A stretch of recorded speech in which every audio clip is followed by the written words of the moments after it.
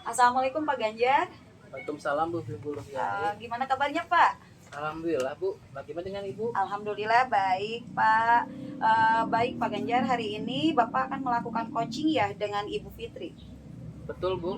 Ya, baik. Sebelum melakukan coaching, ada beberapa hal yang ingin saya bicarakan terlebih dahulu nih Pak. Boleh? Boleh Bu. Iya.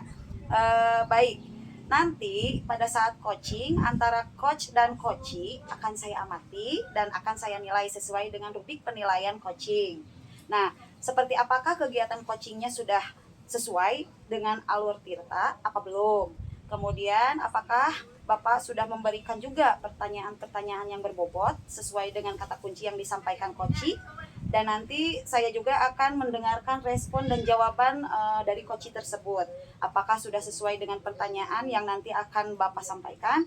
Dan jangan lupa Bapak harus disesuaikan dengan prinsip coaching ya Pak. Di antaranya ada kemitraan, proses aktif dan kreatif, dan juga memaksimalkan potensi. Nah, sebelum proses coaching, ada beberapa hal yang ingin saya tanyakan dulu, boleh Pak? Boleh sekali. Ya. Yang pertama, kompetensi apa yang ingin Bapak kembangkan dalam proses coaching nanti dengan Ibu Fitri? Baik Bu. Begini Bu, kompetensi yang ingin saya kembangkan pada coaching hari ini adalah kompetensi inti, yaitu kehadiran penuh, mendengarkan aktif, dan mengajukan pertanyaan berbobot kepada coachee. Iya, baik. Dari ketiga kompetensi inti tersebut, kira-kira kompetensi mana nih yang ingin lebih Bapak kembangkan secara spesifik, ingin diobservasi?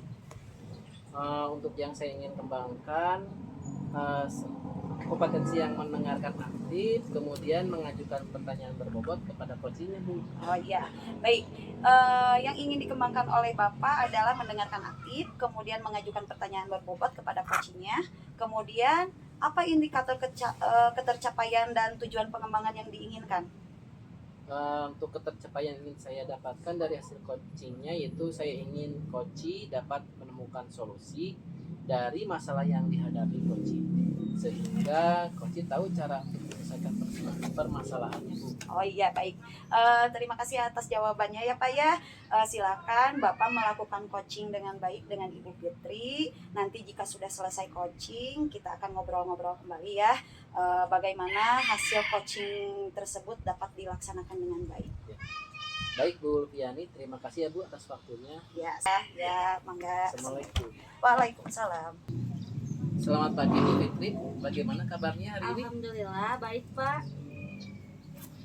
Bagaimana Bu, apa yang akan Ibu bicarakan? Begini, akhir-akhir ini di sekolah saya itu ya terlihat banyak sekali siswa yang agak kurang sopan santun gitu ya, terhadap guru khususnya. Jadi menurut saya siswa seperti ini sudah krisis moral. Hal ini yang ingin saya bicarakan dengan Bapak dalam proses coaching kali ini.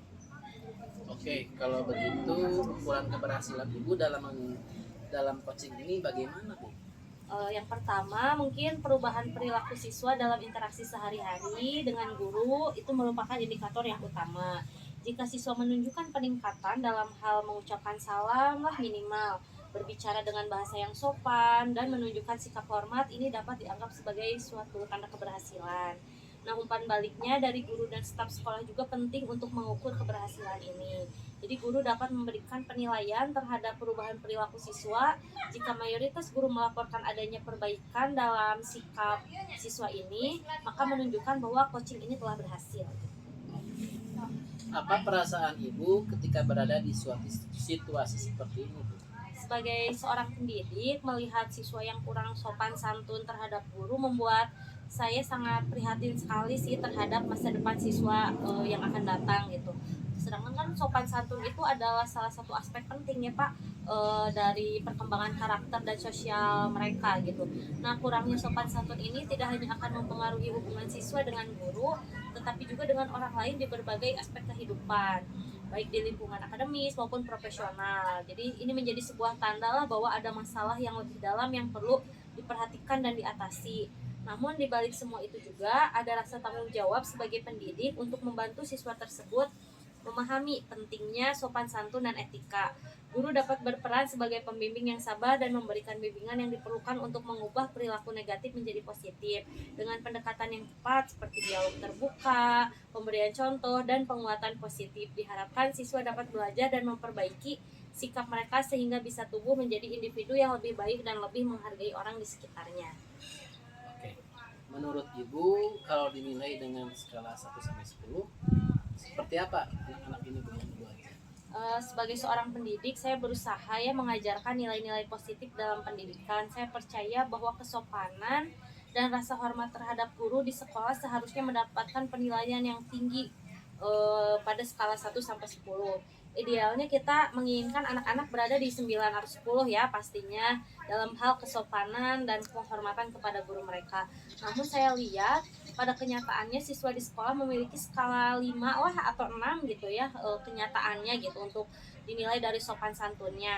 Tapi ini merupakan tantangan tersendiri sih bagi saya sebagai seorang pendidik, bagaimana gitu mengubah sikap sopan santun mereka terhadap guru, karena guru itu merupakan figur yang penting ya dalam kehidupan siswa yang tidak hanya mengajarkan pengetahuan akademis tetapi juga nilai moral dan etika. Baik Bu Fitri. Menurut Ibu untuk merubah dari angka 5 ke 9 itu apa yang harus Ibu lakukan dan bagaimana caranya? Untuk merubah skala nilai dari 5 ke 9 ada beberapa langkah mungkin yang bisa saya ambil ya untuk meningkatkan sopan santun tersebut. Yang pertama, menetapkan standar yang jelas mengenai perilaku yang diharapkan dari murid. Hal ini bisa dilakukan melalui penyusunan kode etik sekolah yang menggarisbawahi pentingnya sopan dan santun, rasa hormat terhadap guru. Selain itu, guru juga perlu menjadi teladan yang baik. Nah, ini mungkin yang terpenting ya, kita sebagai pendidik harus memberikan contoh gitu kepada mereka. Oleh karena itu, guru harus menunjukkan sikap sopan santun dalam berinteraksi dengan murid dan sesama rekan kerja. Dengan menjadi contoh yang baik, murid akan lebih mudah mungkin ya mengikuti jejak tersebut. Dan yang paling penting menurut saya untuk melibatkan orang tua dalam proses ini ya. Jadi sopan santun adalah nilai juga yang harus diajarkan di rumah. Kan di rumah itu adalah lingkungan pertama ya bagi anak-anak gitu ya, untuk mempelajari sopan santun gitu. Sehingga pada akhirnya banyak yang harus berkontribusi lah pada peningkatan sopan santun mereka itu. Menurut Ibu dari tindakan tersebut akan sangat berdampak positif bagi perubahan sikap sopan santun murid terhadap guru di sekolah. Ya tentu saja Pak, karena berkolaborasi dengan orang tua dapat memberikan dampak yang sangat positif gitu terhadap perubahan sikap sopan santun murid terhadap guru di sekolah. Orang tua juga memainkan peran yang sangat penting dalam membentuk nilai-nilai dan sikap anak-anak mereka sejak dini. Ketika orang tua dan guru bekerja sama, mereka dapat menciptakan lingkungan yang konsisten dan mendukung di mana nilai-nilai seperti sopan santun dihargai dan dipraktikkan secara berkelanjutan. Oke Bu, apakah ada hambatan dari tindakan Ibu tersebut?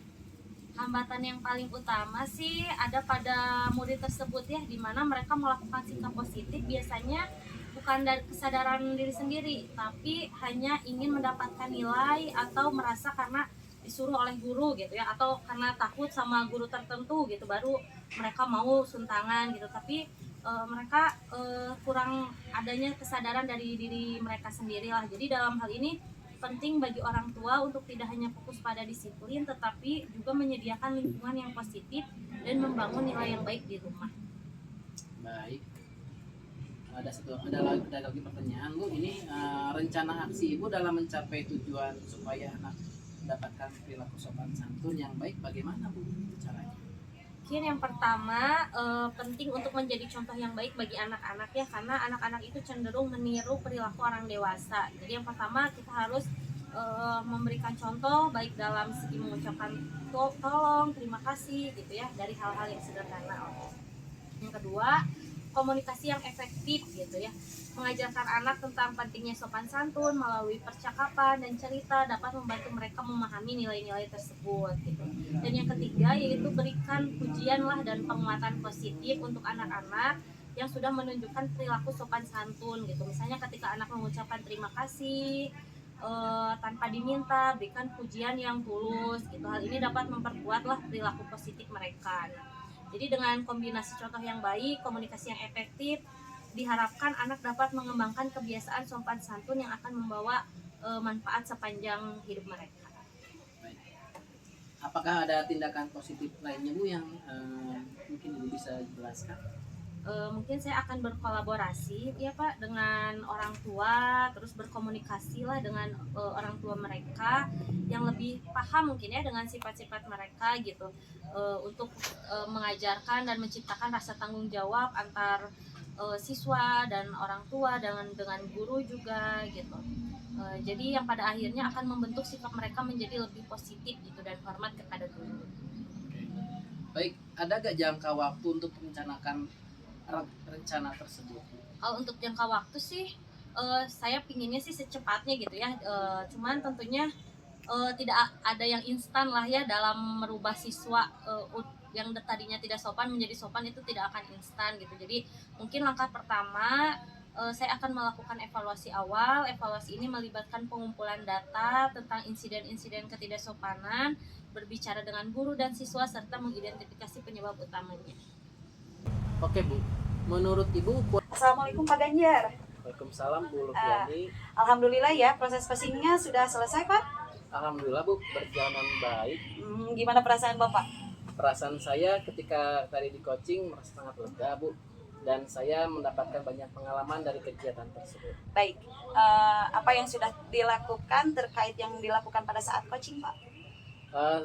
Pada saat coaching saya sudah melakukan sesuai dengan alur Tirta, sehingga alur tersebut dapat menggali coaching untuk menemukan solusi dan permasalahannya sendiri Bu. Oke, baik.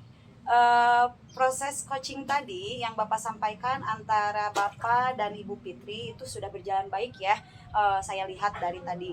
Kemudian proses alurnya sesuai dengan alur Tirta, betul sekali. Dan Bapak juga berusaha menggali pertanyaan-pertanyaan yang berbobot sehingga coaching dapat menemukan beberapa solusi dari permasalahannya. Nah, sudah dilakukan sesuai dengan prinsip coaching. Betul sekali, bagus Pak. Lalu di sini kompetensi apa yang ingin dikembangkan berdasarkan hasil coaching barusan yang Bapak lakukan?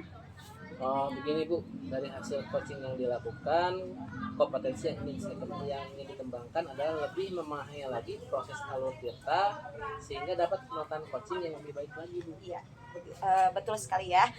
Semoga kita dapat melakukan coaching lebih baik lagi ya Bapak, nanti kedepannya bisa melakukan coaching tersebut dengan lebih yakin atas jawaban-jawaban yang disesuaikan dengan alur Tirta. Nah, saya rasa sudah cukup ya Pak. Semoga kegiatan hari ini dapat bermanfaat bagi kita. Terima kasih atas perhatiannya. Assalamualaikum warahmatullahi wabarakatuh. Waalaikumsalam Bu. Ya.